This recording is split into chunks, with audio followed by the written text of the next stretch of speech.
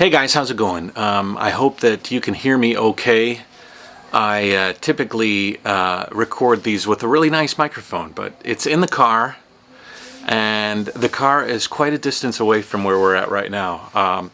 My name's Matt. I am talking to you from China, actually a city called Ninghai.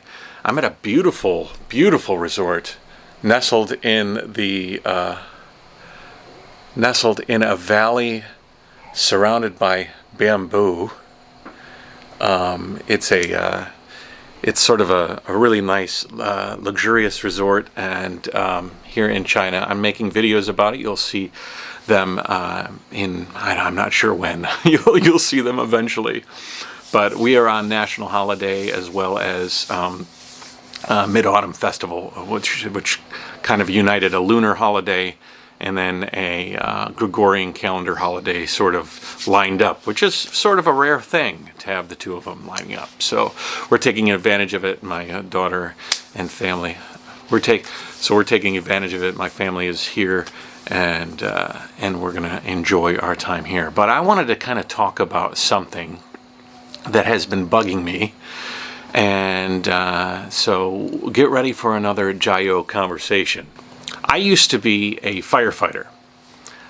I'm not going to brag about it. It wasn't very long. My best friend, who is my best friend to this day, one of those lifelong best friends that you don't ever lose, he is a type of guy that had the stable job, had the wife and kids, had the white picket fence, almost out of high school. He is what many people would look at and say, this is the man living the American dream. I have always pushed it and tried to travel and do amazing, interesting things all around the world, and he does interesting, amazing things in his little part of the world with all of his firefighting buddies, and that's where I wanted to get into the story. My friend is a firefighter, and a damn good one, and he got started early. The way firefighting works in America is, unless you're doing some sort of a firefighting like emergency response where you're traveling around the world, you're pretty isolated. You are living your life until retirement at a fire station that becomes your family. I knew him right when he got his job on the fire station, and I thought, wouldn't it be amazing to make my best friend and me have our lives sort of align together? There's some bugs here. Have our lives sort of align together. When he approached me and said, "Hey Matt, I think you'd be a pretty good firefighter." It was right out of high school. I think I had just finished my university, and I said, you know what? I only did 1 year of university. Long story, but not this story. And I said, okay, I'll do it. So I went to the fire academy. I got my EMT certification. The way that it works is that you can get sponsored by a fire station that could or could not hire you when you end up going into the workforce. And because my friend had already had a relationship with a fire station, he was employed, he put in a good word for me, and I was able to go to the lieutenant and say, hey, could I have you guys sponsor me and then provide me this set of gear. Firefighting gear is extremely unique. It's fire retardant, it's temperature controlled, it's insulated, and you don't realize how important and how specialized that equipment is until you're in the field. I remember my first day on the course. They basically have this facility that they light on fire. They do all sorts of smoke drills and fire drills, and you're putting out fire on the second floor and in your first floor and in basement, all sorts of stuff. But your gear is a heavy jacket, helmet, you have like a baklava, you have your pants, you have your boots, you have a BC, a breathing unit that you use if you're actually going fully suited up. And I remember they had a backdraft simulation. Basically, you open a window, the fire fills the room. You're basically in an oven on high. And we were all donned on all of our stuff, and we were like, go into this room, and find your way out. And there was a bunch of drills in the room. And I grew up camping. I knew how hot a fire was. I understood, you know, picking up logs and putting them in the fire, some of them extremely hot, some of them still burning, you know. You understand the feeling of heat. You understand pain, burning pain. And you appreciate it. And so, donned with all my gear, my face mask, my baklava, and even my BC, which I was breathing tempered air, so the air was not hot. I am introduced into this room that is boiling. This room was hot. And I remember, on my hands and knees, you had to crawl through the room. If you stood up, this is how hot it was. If you stood up, your face mask would melt. Because heat rises, and the roof of the room, if you were to stand up, your head would be in such a hot zone that your helmet and your face mask would melt. Incredible amount of heat. And we were just below that. And I remember on my hands and knees, I'm sweating, but I was sweating more or less because of the insulation of the jacket. It was a heavy jacket, like I'm wearing a sweater right now. This jacket was much, much thicker. And so I'm in this room. It's blazing hot outside of my clothes.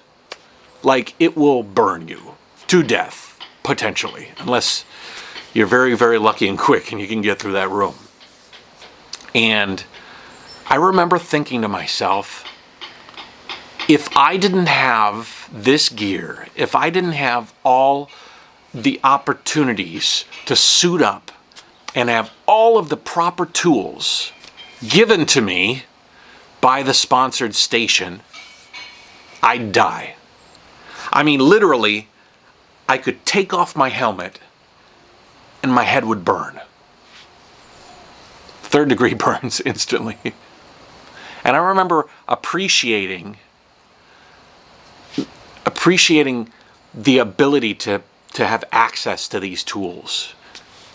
And I appreciated the job of a firefighter. I appreciated what they go through, and I also appreciated what they were provided in order to rescue people from fires, in order to put out fires, in order to do their job. I realized just how potent a fire can be. I would never, ever recommend anybody to go into that room if they didn't have everything that I had. And even all of the stuff that I had. If I was suited up 100%, the fire could break loose a beam above me. The fire could flash over and then, get down, and that heat floor would come down. A bunch of things could happen that even though I had all of these tools, my air regulator could break, and all of a sudden I'd have to breathe in all that smoke and destroy my lungs almost instantaneously. So even though I had all this gear, there was no guarantee of my safety. So the thought of me recommending or telling somebody that you shouldn't be afraid of this room, normal person, it wouldn't even come into my head. I would never consider telling somebody you don't need to worry about fires. It's not really a big deal. Fires aren't something you need to be afraid of. You need to stand up to the fire. You're going to get through it. Think about your shoes. Would you recommend, if you have a son or a daughter, or a grandma or a grandpa, would you tell them not to worry about the fire? Would you tell them it's not a big deal? Can everybody get access to the equipment that I had? Could everybody get the ability to borrow equipment or have the services of a big fire station provide you with the equipment that you need to survive a fire if in fact you are exposed to one? Most people know. Like 99.999% of us know. So when I heard Donald Trump go first get COVID, which I don't know if you realize how crazy that is. How incredibly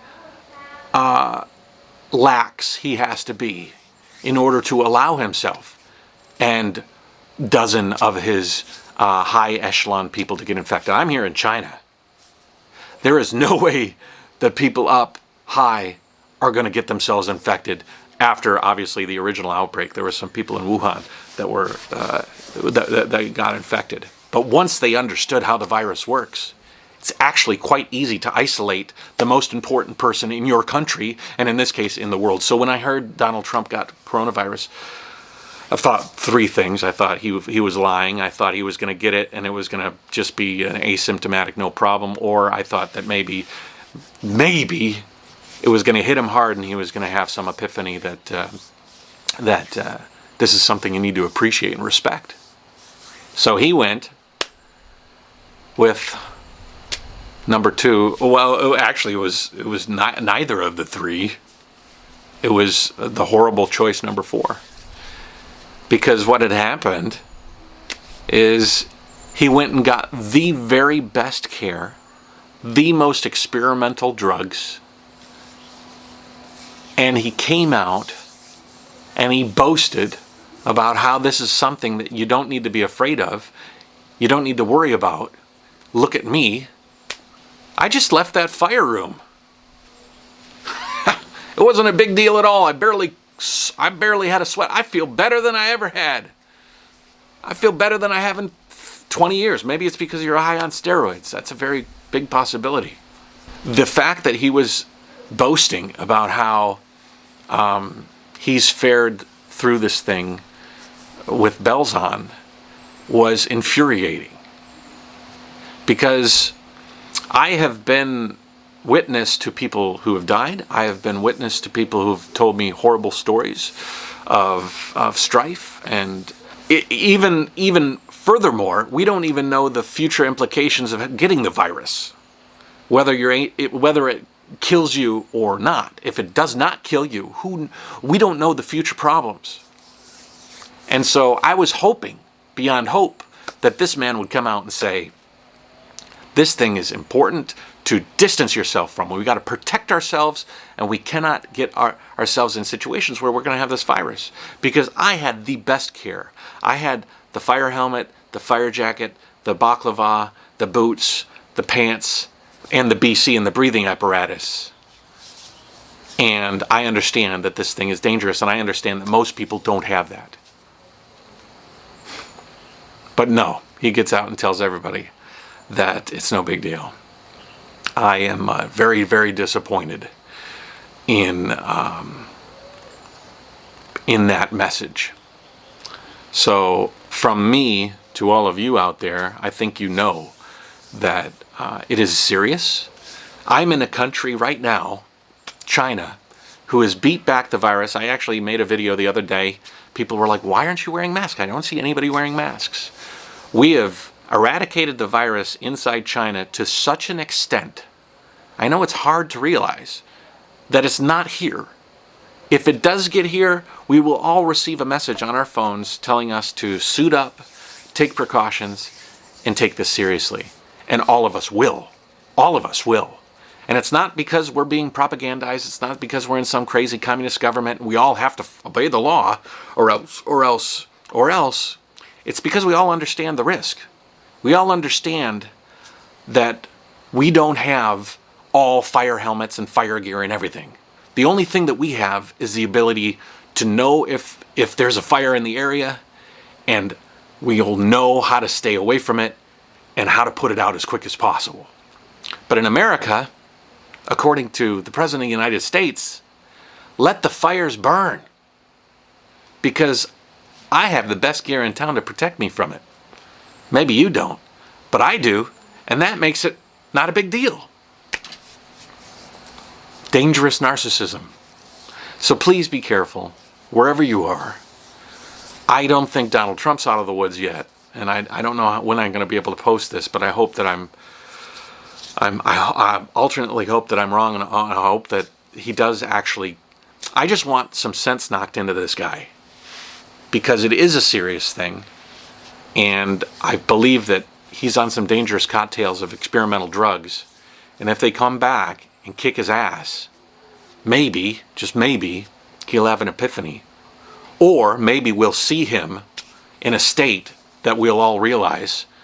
I think most people do realize, but I think we all need to realize. We all need to work together. Because what's happening in China, the life I live here, should be the life that you're living wherever you're watching. There's really no reason why it shouldn't be a situation where we have this thing under control globally. Especially when you're in a country with a sophisticated, or supposedly sophisticated, infrastructure and government body and stuff. So please, be safe, be prepared, understand. This is not a fire you can walk into with your, too confident. And I'm afraid he's given people too much of that confidence.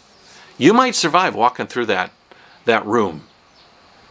You might get minor burns. But you know what? You might also inhale some smoke. And you might also have lung damage from that fire for a long period of time. And that's something that we don't even realize yet. So, really, this is like a PSA. Please be safe. Please care for the people around you. Because it's really about everybody else.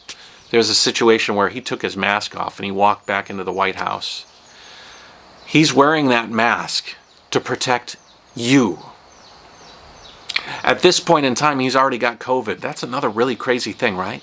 He's wearing that mask. It's not to protect him anymore. He's got it.